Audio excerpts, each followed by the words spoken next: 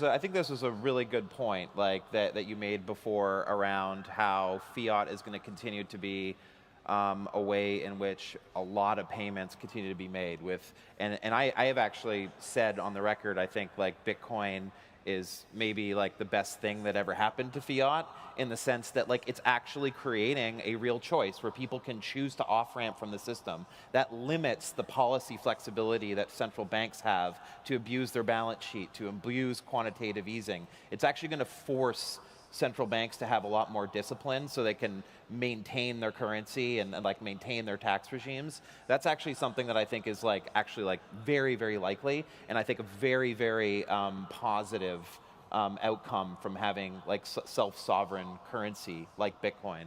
And I think obviously that speaks to imbalances in wealth that have distributed due to unequal access to capital. But one thing I wanted to, one thing I think that really also needs to be said, right, is that from the perspective of the existing payment system, and I don't think people realize this, when people talk about transaction costs, I don't think they recognize like how the actual cost structure of our fiat-based payment system really, really works. We talk about debit card, debit transactions, like ACH, like wire. At the end of the day, payments are debt. They are promises for future settlement. And you say, so what? Like the system like works. But there's like this really crazy side effect of this that most of us don't think about. There's 11 million Americans who don't have access to a bank account today in the United States for various reasons, usually due to lack of creditworthiness. Why do you have to be creditworthy in order to have a checking account? You have to be creditworthy in order to have a checking account because the payment system attached to that checking account is fundamentally based on credit.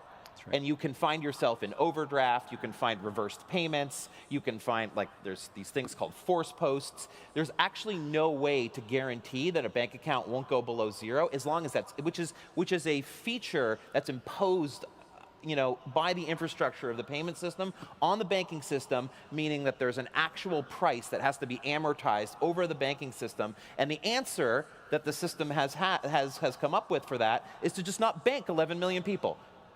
And I think that's like a really crazy moral quandary that sits in front of us. And one of the things that's actually the reason I fell in love with Bitcoin. Because when I was working on Cash App years ago, and we were trying to build a bank that we could onboard literally 100% of people, and I slowly started to figure out, wait a second, this payment system is boxing me in. It's making it impossible for me to bank certain people. And that was when I realized payments as credit, which all payments are in the system, is like the greatest albatross on the people who are at the lowest end of the economic rung.